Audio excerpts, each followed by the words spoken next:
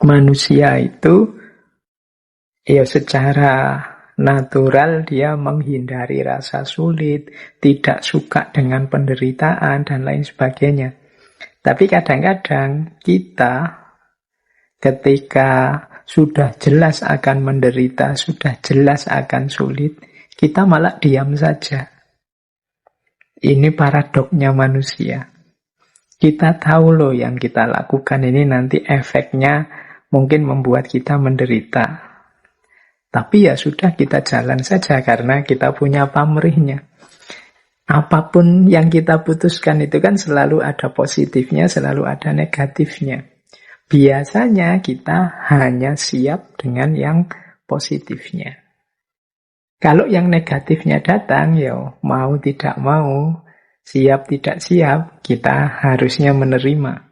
Ini digambarkan oleh Dostoyevsky. Seandainya kita duduk di dalam rumah, terus lihat rumahnya mau ambruk menimpa kita, itu orang itu kadang malah diam, menutup mata, nunggu keambruan beneran. Jadi kadang-kadang kan kita begitu ya, ada momen di mana misalnya kita mau mengalami bencana, itu malah tidak lari, tapi mungkin memejamkan mata, mungkin teriak saja, mungkin diam saja, begitu bengong sampai musibah itu benar datang. Jadi akhirnya kita tertimpa beneran oleh musibah itu. Loh, ini loh paradoknya manusia. Di momen ketika dia harus segera lari, dia malah diam. Di momen ketika dia diam, kadang-kadang dia malah kemerungsung lari. Ini absurdnya hidup. Jadi, yaitu ilustrasinya ya orang yang mau keruntuhan rumah. Kita mungkin sering begitu ya. Misalnya mau apa gitu, mau kena apa, sudah jelas-jelas mau nyampe ke kita biasanya terus malah diam, memejamkan mata sampai kena beneran. Nah, itulah absurdnya hidup ini. Kita tahu kalau kita jatuh cinta ada kemungkinan patah hati. Tapi kan kita lebih suka melihat senengnya mencintai daripada pahitnya patah hati.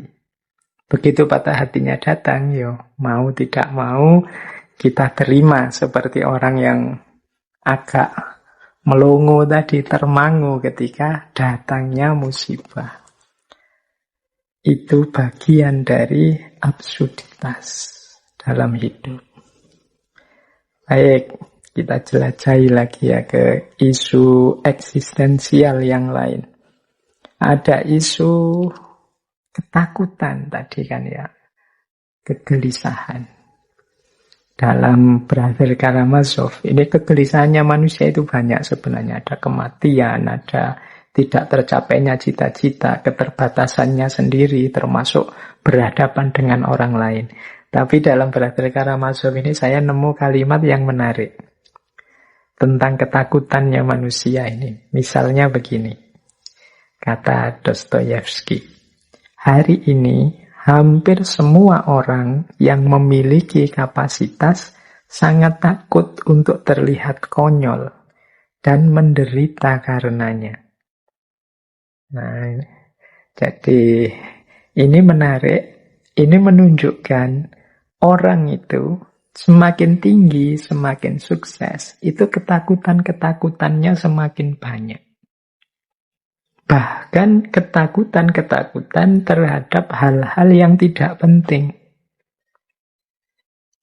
Misalnya ya, dulu waktu kita mungkin masih tidak punya apa-apa, mungkin masih, hitunglah masih miskin, uang juga tidak terlalu banyak. Urusan kostum, urusan baju itu yang penting bersih, yang penting belum jelek, ya tetap kita pakai.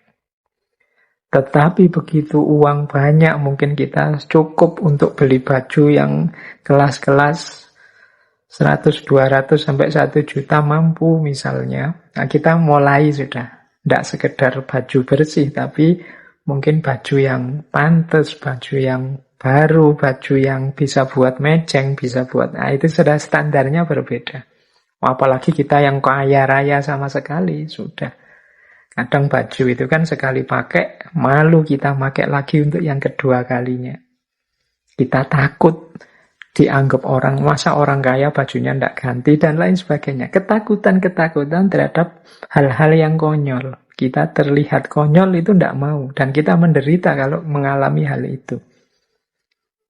Jadi semakin orang tinggi, besar, sukses dengan segala capaian-capaiannya, biasanya muncul ketakutan-ketakutan lebih banyak. Ya sering kan di beberapa tokoh, misalnya dulu tokoh stoik itu, dalam stoikisme, orang itu semakin banyak hartanya, biasanya semakin gelisah, karena dia takut kehilangan. Orang yang tidak punya apa-apa, ya tidak terlalu gelisah, ya takut apa, kehilangan apa. Nah, berarti ternyata ada korelasi antara kapasitas yang meningkat dengan ketakutan yang bertambah. Orang itu kalau pointer, misalnya mahasiswa ya, pointer sama sekali. Dia cerdas, nilai-nilainya selama ini unggul, itu dia dapat nilai jelek itu takut.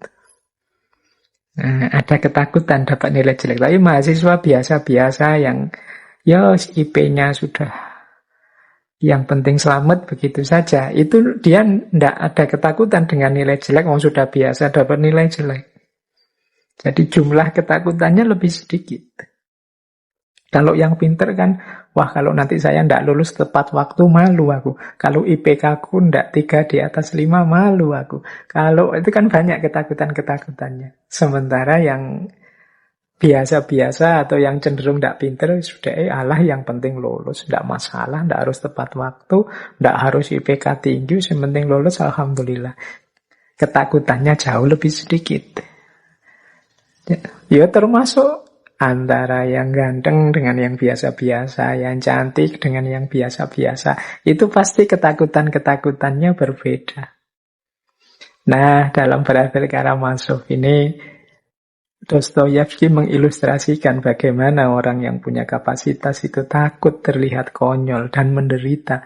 Padahal ya terlihat konyol bukan berarti konyol. Hanya kelihatannya saja. Ya karena memang capaiannya mungkin tinggi, sehingga ketakutan-ketakutannya lebih banyak. Nah, ini mungkin menarik ya untuk kita bahan introspeksi lebih lanjut.